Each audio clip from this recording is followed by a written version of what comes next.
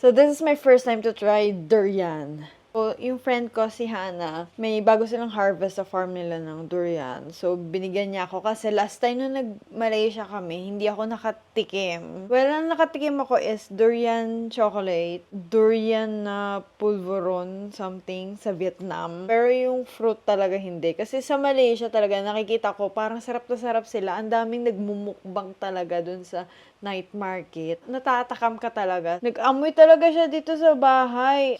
Buong bahay amoy durian na ginawa ko, kinover ko siya ng box. Let's open this. I don't know how to open. So, nilagay ko lang siya dito sa box and I'm watching a tutorial kung paano siya buksan.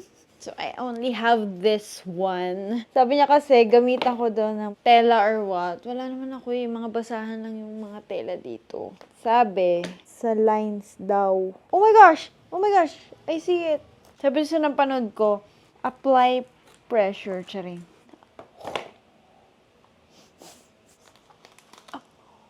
Oh!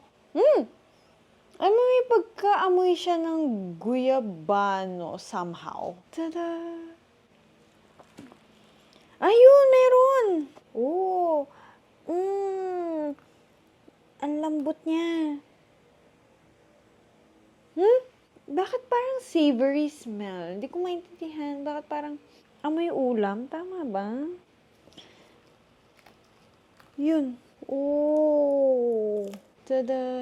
Bakit parang may pagka-amoy toyo? Charing. Yung daddy ko, hindi kumakain ito. Tsaka mami ko. Mami ko kasi, maselan din siya sa mga amoy-amoy. Tapos daddy ko, ayaw niya rin to. So here na, itatry na natin ang durian. I'm scared! Nanununtok ang amoy.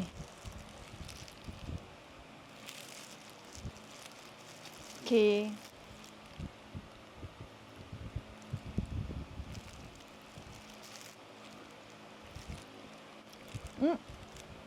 Ganito pa talaga yung lasa niya. Hindi ko alam. Ang tapang nung lasa. Para siyang bakit savory? Or hindi ko na siya type. Confused ako. Para siyang creamy. Bakit parang may nalasan akong toyo? Tama ba to? Charing. Hindi ko maintindihan yung lasa niya. Kung i-describe ko yung taste niya is savory siya. Kasi hindi lang ako siguro sanay sa mga fruit na savory flavors like this. Kasi sanay ako sa fruits na matatamis. Parang siyang soy sauce. But not my favorite. Pero bit na bit siya ng mga